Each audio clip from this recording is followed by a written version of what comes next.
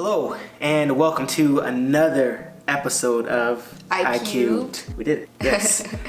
We love doing these videos. And this is a very special episode for us because it's the first episode we're filming after having gotten married. Ooh! Yes, look at us. Show them the ring, girl.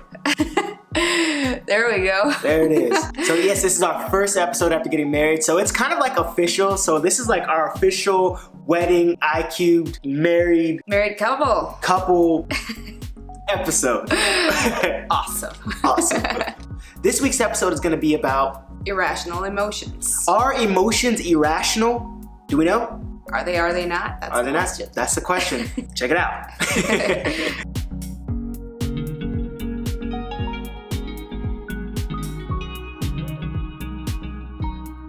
It just started off like a normal evening with dinner out. Kind of changed pretty quickly. I would say it changed very rapidly. We drove down to this restaurant. Medium-sized sub. Medium-sized with the sub. chips. I think I even got mac and cheese with it. And you got mac and cheese Yes. with it. But did you finish it? I did indeed. Yes. She did finish it. Come on, somebody. Yes. Feed your girls. So once we got our food, we sat down and I looked at her and I could tell that something was off. You know, she was looking at me with these like kind of piercing, almost watery, emotional eyes. And I was thinking to myself, what the heck is wrong with her?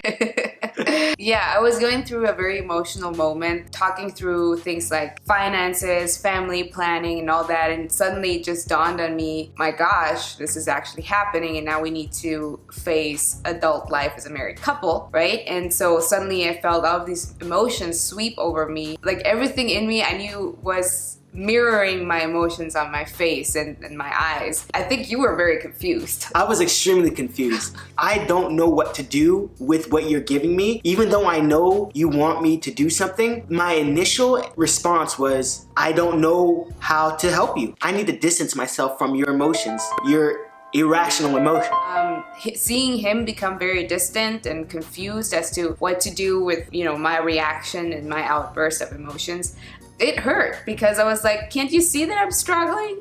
But at the same time, I couldn't put my finger on what exactly I was struggling with, right?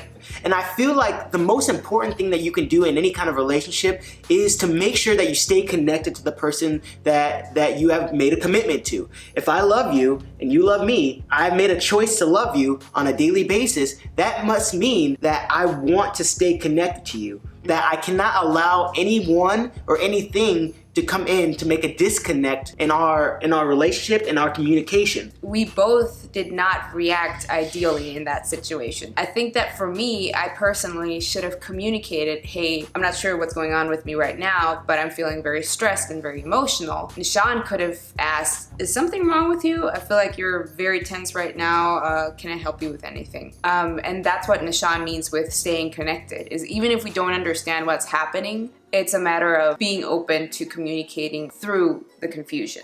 The cool part is that on the drive back, we did get into conversation about this. Hey, what is going on? What is happening? Because I don't like the way that I'm reacting, and I don't like the way that I'm responding to what you're doing or what's happening with you. So now we get into the grit of our conversation, right? Which is, are emotions irrational? Is there such thing as irrational emotions? Yes, and I think that's always been a huge stumbling block for me because I was raised to think that emotions are mostly something we have to learn to bypass because they are irrational and they're going to make you irrational and they're going to make you react in ways that you don't normally react or act like. Well, I've learned that that's not healthy.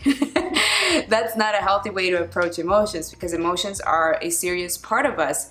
They may actually be communicating something that's very important, but you yourself don't understand. And it's something that needs to be explored in further detail.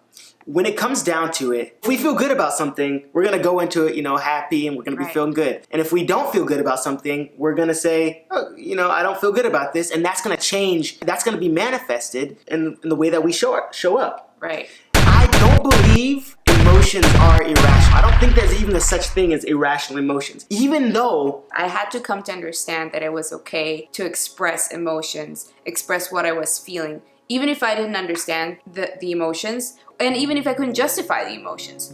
it's good to express them, and that's what Nishan needed. And I didn't have to give him a full-blown report after 3 hours of overthinking and analyzing, giving him a reason as to why I reacted the way I reacted. Sometimes we can't control our emotions. You may not always understand the way you feel, but you do. What I would say is that there are a such thing as emotions that are understood or emotions that are misplaced. And it's important to know that the way that you feel, it has to be validated in some way. It doesn't mean it's always true though. It's that just because you feel some type of way about something doesn't mean that it's true, and doesn't mean that it reflects the truth of the actual situation. But it also doesn't mean that it's not okay for you to feel that way. Absolutely. You can feel certain things in your life, even if the situation doesn't match up with what you feel. That space needs to be given in a relationship. There needs to be a place where both your partner and yourself trust each other enough and give each other enough space to express things that could be true, could not be true, and not be automatically offended when something is expressed. So if I were to say, Nishan, I feel scared right now,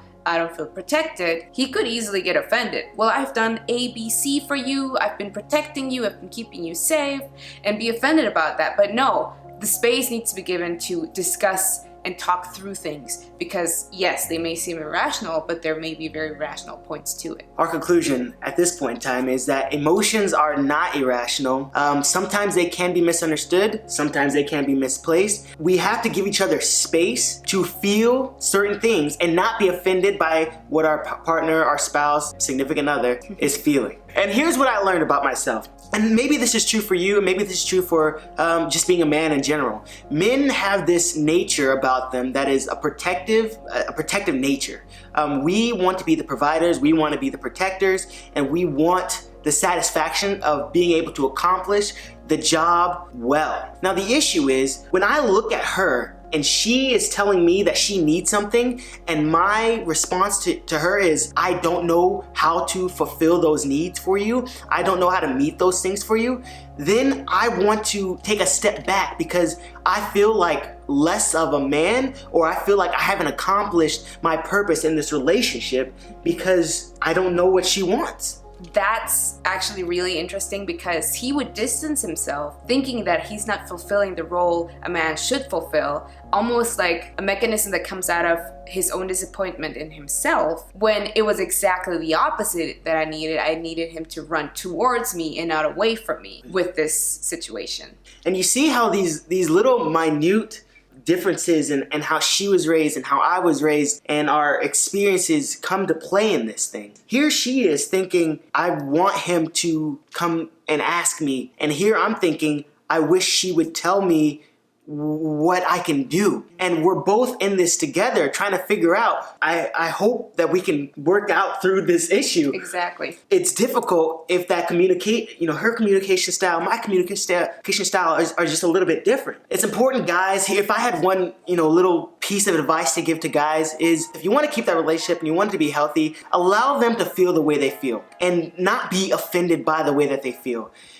And not say, oh, it's irrational, or you're stupid, or that's dumb that you're thinking that way. Because you are gonna want some space sometime down the road. Exactly. So if they're feeling some type of way about it, let them feel some type of way about it. Do not take personally the feelings that your spouse or significant other is projecting onto you or projecting onto a situation. Sometimes what they feel is not true, and sometimes what you feel may not be true, but you still want the space to be able to feel that way. And when you don't have that space, to me, I feel like, yeah, so the last thing you want is mistrust in a relationship, and not giving the space to talk about your emotions will create mistrust. Yeah, that's about it. We thank you guys so much for joining us on this brief little conversation that we're having about irrational emotions. Again, to wrap it up, emotions aren't irrational, and most people are not irrational, to be honest, especially in a relationship. Women are not emotional or over emotional. Men are not under emotional, but we have to give ourselves the space enough, because that is what creates trust. I need to know it's okay to be able to bring these things to you without feeling judged or without you stepping away from me. Absolutely. Agree 100%. Now that we both agree that emotions are not irrational, we're gonna let you guys go. We really appreciate you guys for watching.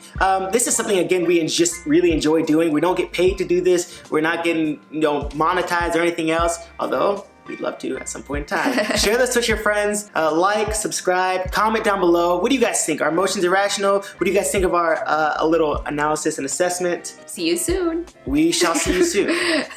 Bye-bye.